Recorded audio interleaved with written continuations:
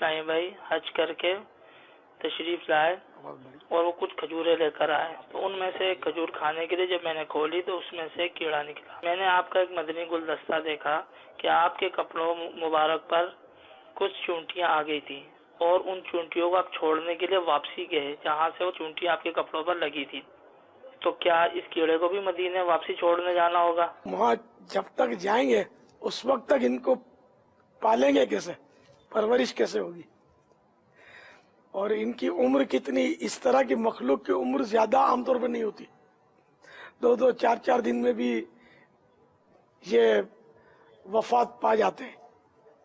اگر میں نے ایسا کیا بھی ہے تو کوئی ایسا کرنا شرعاً واجب تو نہیں ہوتا نا، کہ وہ چیونٹی جہاں سے آئی تھی وہاں چھوڑنے جائے، وہ دشواری تو ہے نا اس میں۔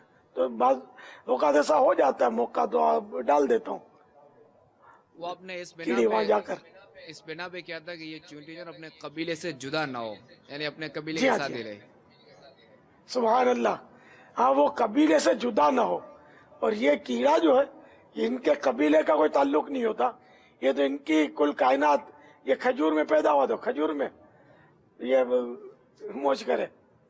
اب کھجور سے نکال دیا تو مدینے چھوڑنے جائیں گے بھی تو مدینے میں یہ کھائیں گے کس طرح، کہاں ان کو رکھیں گے؟